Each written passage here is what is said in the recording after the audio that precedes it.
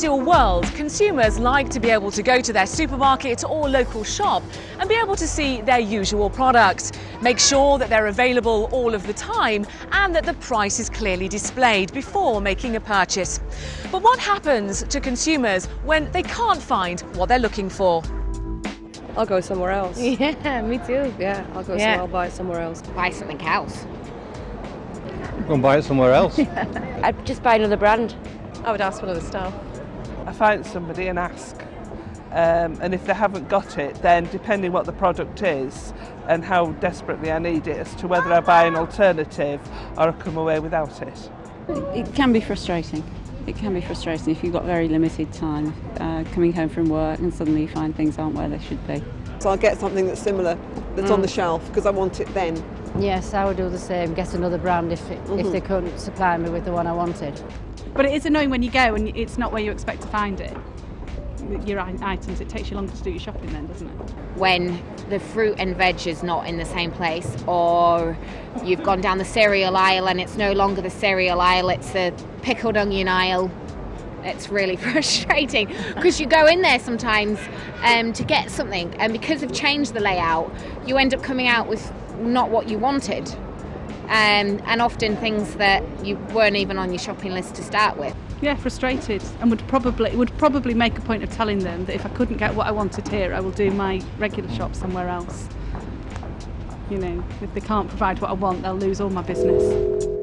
On-shelf availability, or in too many cases a lack of it, is a cause of extreme frustration amongst consumers and a source of significant loss for the owners of major brands and their customers. Unilever recognises the importance of having the right product in the right place at the right time and has developed a far-reaching programme to make sure that it meets customers' expectations. Quite simply, Unilever intends to be famous for on-shelf availability. To achieve this, we need to engage with our customers and work alongside them to bring about improvements. So what are our customers and the industry in general saying about on-shelf availability?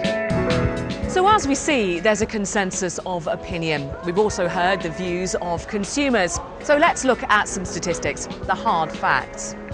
The vast majority of shoppers interviewed said it was unacceptable for products to be out of stock.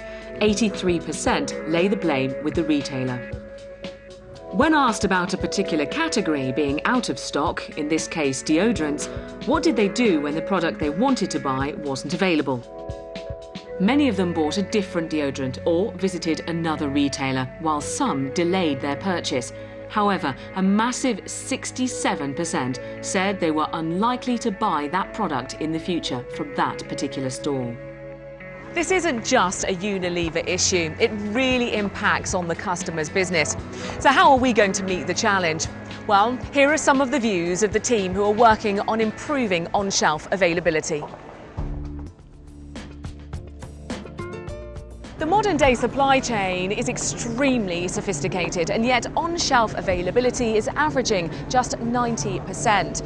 Research shows that it's the last 50 metres of the supply chain where significant losses occur, from the back of house to the supermarket shelf. It is here that we're concentrating our efforts to find out why these losses are generated and how we can eliminate them. Unilever has been implementing TPM, Total Productive Maintenance, in its factories since the early 90s, and it's recognised as being a key enabler of manufacturing excellence. We are now applying these learnings and a team of specialists in the retail environment through the OSA 5-step approach. Step 1. Knowledge is a very powerful weapon, but it's no use if it's locked up inside somebody's head. We should all share examples of best practice and at the same time not waste time duplicating activities that didn't work the first time round. So, to sum up the OSA 5-step approach. Step 1 is strategic alignment, where we select the right retailer to work with and ensure our strategies are aligned. Step 2 is to agree the definition, which means that the retailer and we jointly agree the KPI that will be used to measure on-shelf availability. Step 3 is to establish the loss tree, by measuring the on-shelf availability of an agreed number of SKUs, collate the data and think about the root causes of the biggest losses. Step 4 is root cause analysis, to help us identify the most significant losses and prioritise improvement plans.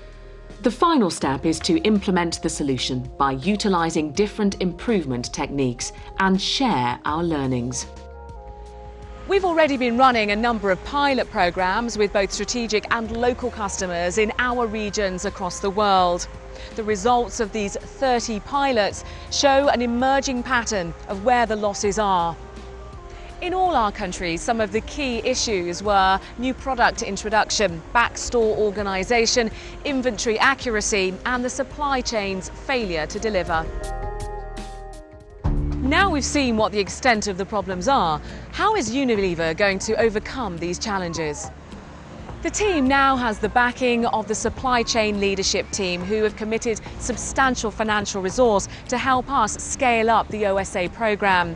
An integral part will be to fully embed the OSA 5-step approach and put trained coaches into the field to work with customers and put in place improvement programmes. But more than this, we need to change our culture and create a customer service organisation to support our strategic customers. It goes much further than just CD. We need to involve our colleagues from R&D and the distribution centres. In fact, every area of the business that impacts on customers. It's not just the responsibility of the team at customer interface to deliver service, but it's the responsibility of everyone. So what will this mean for Unilever? Well, we know that on-shelf availability is #1 priority for all our strategic customers. We also know doing nothing is not an option. If we get this right, we would gain reward and recognition for solving a worldwide industry problem. We would gain a competitive advantage through improved trade terms with our customers.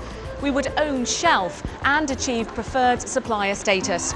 We would increase our customer profitability and have the right product in the right place at the right time, benefiting our consumers. We know it works, as the OSA results in Poland show. In just 1 year, there was a 2.6% rise in Carrefour. In Tesco, 3.2%, an even bigger improvement. And in Arabia, our customer Dira experienced a 7% improvement in on-shelf availability.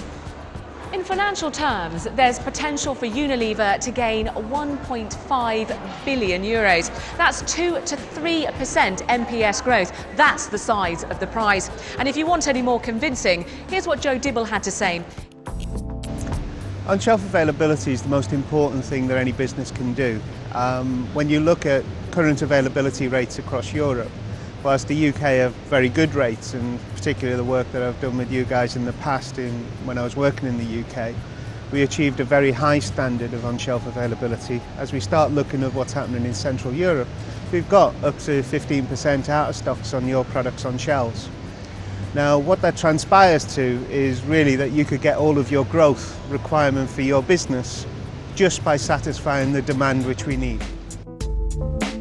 We know we've got the right people and the talent. We've got the resources, now we need the commitment.